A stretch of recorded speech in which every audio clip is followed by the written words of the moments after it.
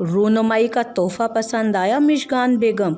सुलगते हुए अंगारे की मानिद सनसनाता लहजा और खंजर की नोक की तरह कटीले अल्फाज जिसने उसकी तमाम हिस्सों को मफलूज कर दिया था। आंखों में तमस्कराना रंग लिए वो उसकी आंखों में झांकते हुए इस्तफसार कर रहा था, और दूसरी जानिब मिशगान हैदर पत्थर का बुत बनी बस यकटुक उसे देखे जा रही थी कि अभी वो कहेगा, अरे मिशगान, मैं तो मजाक कर रहा था, और वो कहेगी कि ये कैसा मजाक है जिसने मेरी जान ही निकाल दी। लेकिन ऐसा कुछ नहीं हुआ। वो हनूस तनफ्फुर और तहकीर के रंग चेहरे पर सजाए किसी फाते जर्नल की तरह अपनी जीत के नशे में डूबा मकरूह हंसी हंस रहा था। क्या हुआ? खुशी से सख्ता हो गया क्या? वो उसके करीब आकर इंतहाई मासूमियत से आंखें पटपटा कर बोला। उसी समय मिशगान के मुंजमद ज़हन ने शऊर की वादी में कदम रखा। वो इंतहाई तेज़ी से पीछे हटती चली गई। मारे इस तजाब सदमे के उसे लगा जैसे उसका सारा जिस्म ही शल हो गया हो और ज़ुबान जैसे कट ही गई हो। मिशगान की साकित और सामित आंखों में हैरत और बेयकीनी और गम और गुस्से के बैक वक्त तासुरात उभरे थे। ये क्या है आज़िर मलिक? इंतहाई दिक्कतों से उसने अपने हलक से ये अल्फाज निकाल कर होंठों की जानिब धकेले। मेरा कसूर क्या है? होंठ एक बार फिर साकित हो गए थे। वो अभी तक फटी फटी निगाहों से अपने हाथ में पकड़े पेपर्स को देख रही थी। उस कागज़ के पुर्जे को रंजो सदमे से कभी देखती तो कभी हैरत और इस्तजाब में घर के सामने खड़े आज़िर मलिक को, जो कल रात ही उसे ब्याह कर अपने घर में लाया, और सारी रात गुजरने के बाद जब फजर के वक्त कमरे में कदम रंजा फरमाए तो रूनुमाई में ये कागज़ का छोटा सा टुकड़ा उसे थमा दिया जिसने उसकी ज़ात की धज्जियाँ बखेर दी थी, जिसने उसे शदीद गम और गुस्से की अमीक वादियों में धकेल दिया था। और सिर्फ एक ही पल में उसकी जुगनू जैसी आरजुएं, तितली की मानिद रंग बरंगी ख्वाहिशात, वो सुनहरे ख्वाब और रुपीले अरमान जो वो अपने पल्लू से बांध कर लाई थी, राख का ढेर बन गए। ये पुर्जा नहीं, आग का ऐसा गोला था जिसने उसकी रूह को पूरी तरह से झुलसा कर रख दिया था, जिसने उसे ज़मीन पर पड़े उस सूखे पत्ते की मानिद हकीर कर दिया था जो लोगों के कदमों तले आकर रेजा रेजा हो जाता है। रूह तो उसकी रेजा रेजा हो ही गई थी। अब वो इस जिस्म को कैसे बचाएगी? वो बखूबी जानती थी कि एक तलाक याफ्ता लड़की को मुआशरे में जहरीले नाग कैसे कदम कदम पर डसने की कोशिश करते हैं।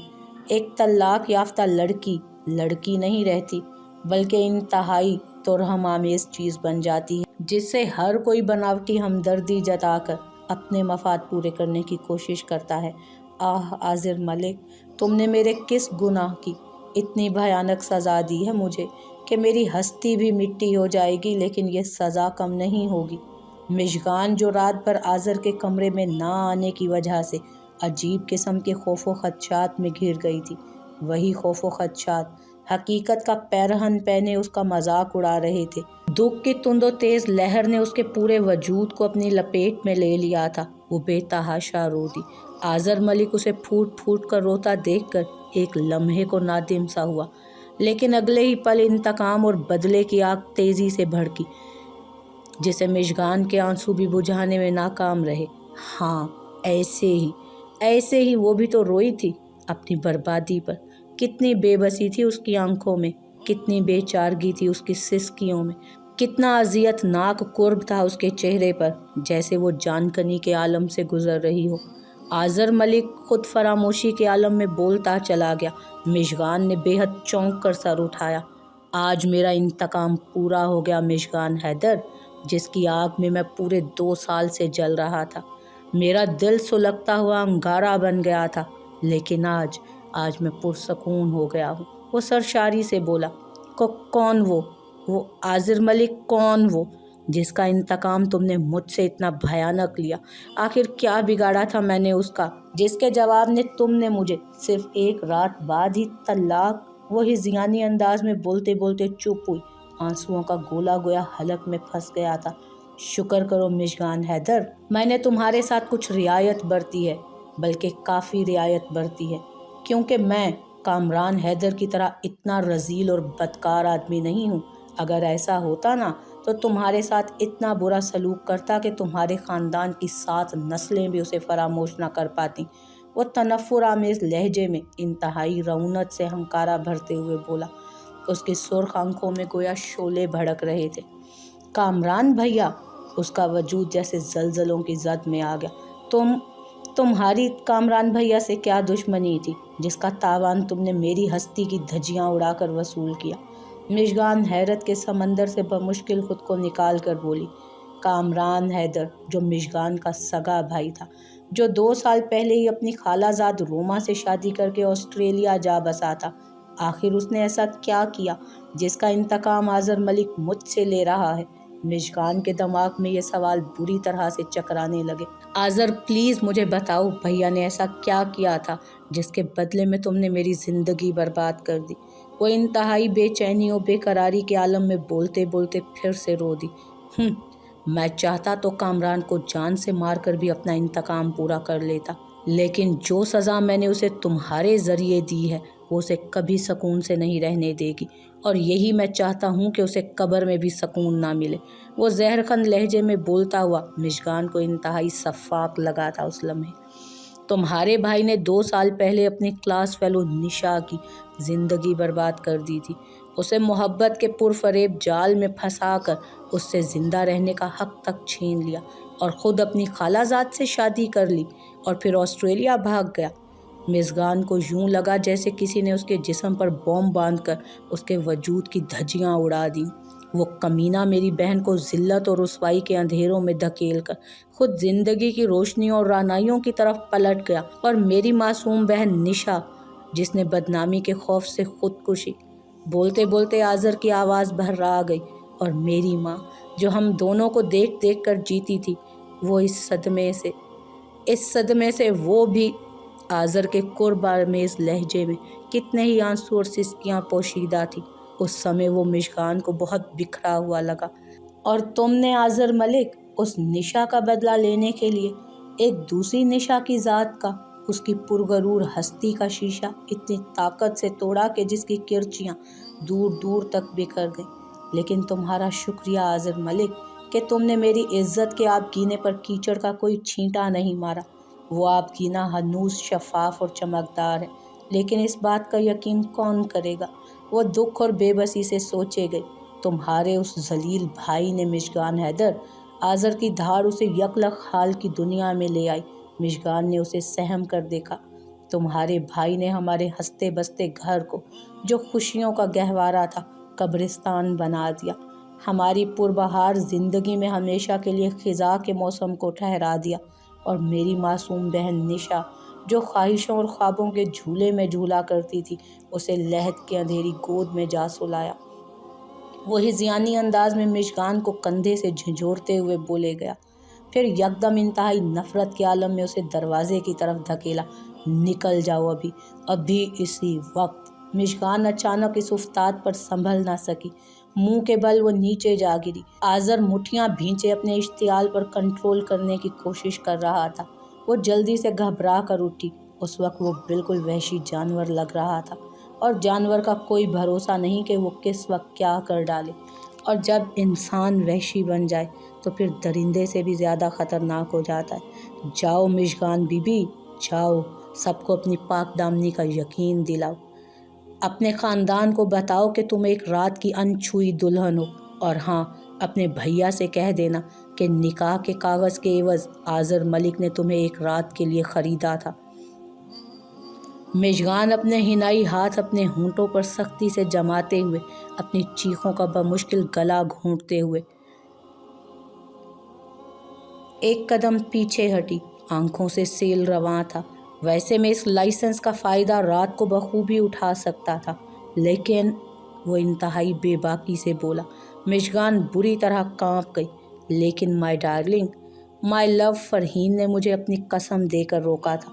اچانک دھڑ کی آواز سے دروازہ کھلا، اور ایک انتہائی خوبصورت سی لڑکی نخوت سے ناک چڑھائے پیشانی پر لاتعداد شکنیں سجائے اندر آئی۔ آذر، تم نے ابھی تک اسے فارغ نہیں کیا؟ وہ رعونت بھرے لہجے میں تنگ کر بولی۔ بس ڈارلنگ، وہ لگاوٹ آمیز لہجے میں بولا، اب یہاں کھڑے رہنے کا کوئی فائدہ نہیں تھا۔ रसवाइयाँ खुद उसके पास आकर उसके गले से लग गई थी। ज़िल्लत से उसका दामन पुर हो चुका था। तौहीन और अहानत की तमाम सुइयाँ उसके पूरे जिस्म में पैवस्त हो चुकी थी।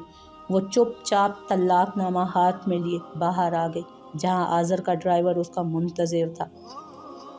अरे लड़कियों, जल्दी करो, मिशगान का नाश्ता लेट हो रहा है, वो बेचारी हमारा इंतज़ार कर रही होगी।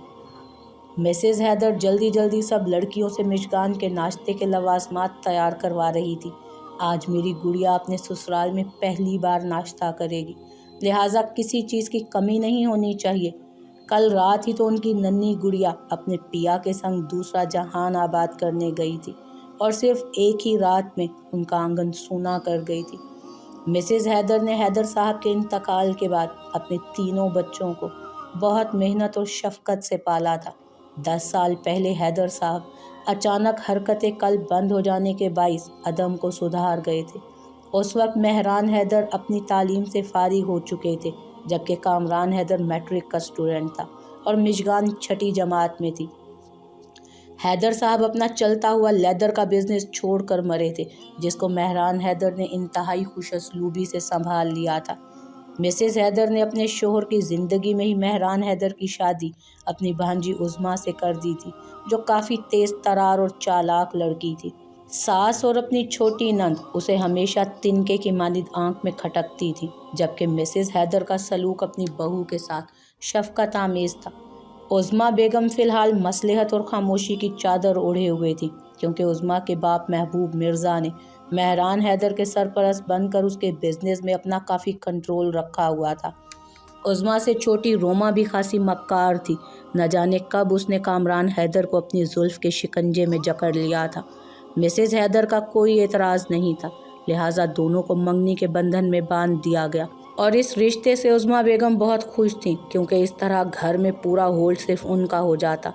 रोमा और कामरान 2 साल पहले शादी करके ऑस्ट्रेलिया चले गए थे। मेहरान हैदर की एक बेटी अबीर और बेटा उमैर था, जबकि रोमा और कामरान फ़िलहाल इस इल्लत में पड़ना नहीं चाहते थे। न जाने मिसेज़ हैदर की तरबियत में क्या कमी रह गई थी कि कामरान हैदर ऐसे लड़कों की सोहबत में बैठने लगा जिनका मशगला मासूम और भोली भाली लड़कियों को मोहब्बत के पुरफरेब जाल में फंसाकर अपना मकसद पूरा करना था। कुछ कामरान हैदर भी फितरतन दिल फेंक और रंगीन मिजाज किस्म का लड़का था। यूनिवर्सिटी में उससे निशा जैसी मासूम और पुरकशिश लड़की टकरा गई। हालांकि कामरान रोमा से मंसूब था, लेकिन बाहर की लड़कियों के हुस्न और निस्वानी कशिश से फ़ायदा उठाना उसे बुरा नहीं लगता था, जबकि निशा सचमुच कामरान जैसे आवारा सिफ्त भंवरे से मोहब्बत कर बैठी, और कामरान हैदर ने उसकी आंखों में मोहब्बत और चाहत की खुशनुमा पट्टी बांधकर उसका सब कुछ उससे छीन लिया। जब निशा ने शादी पर जोर दिया तो उसने रास्ता बदलने में एक लम्हा नहीं लगाया। अब निशा की कशिश भी कामरान के लिए ख़त्म हो चुकी थी। बाहर जाने के लिए वो काफ़ी अरसे से कोशिश कर रहा था। निशा से जान छुड़वाने के लिए वो रोमा से शादी करके ऑस्ट्रेलिया भाग गया, और वहाँ की रंगीनियों में रोमा के साथ खोकर निशा को बिल्कुल ही फरामोश कर बैठा, और आज 2 साल बाद अपनी प्यारी सी बहन की शादी में पाकिस्तान आया था, जिसकी ग्रेजुएशन होते ही झटपट शादी तय हो गई थी आज़िर मलिक के साथ, जो बहुत बड़े बिजनेस का मालिक था। बिजनेस के सिलसिले में ही मेहरान हैदर से वो मिला था। मेहरान हैदर आज़िर से काफ़ी मुतासिर हुआ था। आज़िर मलिक 2-3 बार घर भी आया, और वहीं मिशगान को देखकर उसने अपना रिश्ता पेश किया, जिसे मेहरान हैदर ने फ़ौरन कबूल कर लिया था। और आज़िर मलिक निशा का भाई था, जो कामरान हैदर से बदला लेने आया था। उन दिनों जब निशा के साथ ये हादसा हुआ, वो लंदन में मुकीम था। बहन पर गुजरने वाले सानेह का पता चला तो भागकर पाकिस्तान आया। मारे निदामत और शर्म के निशा भाई के सामने नहीं आई, और खुद ही उसके कमरे में वो गया। मिसेज़ मलिक ने उसे कामरान हैदर के बारे में सब कुछ बता दिया था, जो उन्होंने निशा से पूछा था। उसे निशा पर इस बात का गुस्सा था कि वो क्यों कामरान हैदर के फरेब में आ गई, लेकिन उसकी उजाड़ सूरत और आंखों में वीरानी देखकर वो अपना गुस्सा भूल गया और उसे गले लगाकर बच्चों की तरह रो दिया। और फिर उसी रात निशा ने ब्लेड से अपने हाथ की नस काट ली और हमेशा के लिए खुद को लंबी नींद सुला दिया। वो जो नींद की इतनी कच्ची थी कि ज़रा सी आहट पर चौंक कर उठ जाती थी। मरने के बाद भी उसके मासूम चेहरे पर दुख और इज़्माहाल के रंग और इज़्तिराब का अक्स नुमायाँ था। आजिर को ऐसा लग रहा था कि सख्ती से भिंची हुई जिंदगी से महरूम मुर्दा आंखों में अभी भी आंसू मौजूद हैं। उन साकित और सामित होंठों पर बहुत सी आहें और सिसकियां बाहर निकलने को मचल रही थी। आजिर मलिक इंतकाम और इश्तियाल की जद में आकर कामरान हैदर को शूट ही कर देता, लेकिन निशा के सदमे में मिसेस मलिक को सख्त हार्ट अटैक हुआ। डॉक्टरों ने ऑपरेशन का बताया और यूं वो अपना इंतकाम फिलफोर एक तरफ रखकर माँ की तीमारदारी में लग गया। वो उन्हें लंदन अपने साथ ले आया। मिसेस मलिक का ऑपरेशन तो हो गया, लेकिन उनकी सेहत दिन ब दिन गिरती चली गई और एक दिन खुद भी वो निशा के पास चली गई। इन 2 सालों में आजिर ने काफ़ी ठंडे दिमाग से कामरान से बदला लेने का सोचा और फिर उसे ये रास्ता सबसे बेहतरीन नज़र आया कि कामरान हैदर को उसी की बहन के ज़रिए ऐसी सज़ा दी जाए कि मौत के बाद भी उसे सुकून ना मिले। और वो जो सोचे समझे प्लान के तहत उसके घर में आया था, आज उसका प्लान इंतहाई कामयाबी से दो चार हुआ था। Hello, Kamran Haider speaking. कामरान मसरूफ़ से अंदाज में बोला। कामरान, मैं आजिर मलिक। मोबाइल सेल से आजिर मलिक की इंतहाई सर्द सी आवाज़ उभरी। ओह आजिर, बस हम निकलने ही वाले हैं। कामरान खुश दिली से बोला। इसकी ज़रूरत नहीं है, वो खुद ही आ रही है। आजिर की आवाज़ में चट्टानों जैसी सख्ती कामरान ने वाज़े महसूस की थी। क्यों आजिर, कोई प्रॉब्लम हो गई है क्या? कामरान यकदम खदशात में घिर कर घबराए हुए अंदाज में बोला। मैंने तुम्हें सिर्फ ये बताने के लिए फ़ोन किया है मिस्टर कामरान हैदर कि जो जुल्म तुमने 2 साल पहले एक मासूम लड़की पर किया था, आज उसके भाई ने उसका इंतकाम ले लिया है। आजिर की आवाज़ इतनी सर्द और बर्फीली थी कि कामरान को अपना खून रगों में जमता महसूस हुआ। मैं वापस जा रहा हूँ, लेकिन तुम्हारी तरह भाग कर नहीं। मैं चाहता तो तुम्हारे घर खुद भी आ सकता था और तुम्हारा मस्त चेहरा सबके सामने बेनकाब भी कर सकता था, लेकिन फिर सोचा कि मिशगान ये काम बखूबी कर सकती है। आज़र, ये क्या कह रहे हो तुम? कामरान भुचंका सा आज़र से इस्तफसार कर रहा था।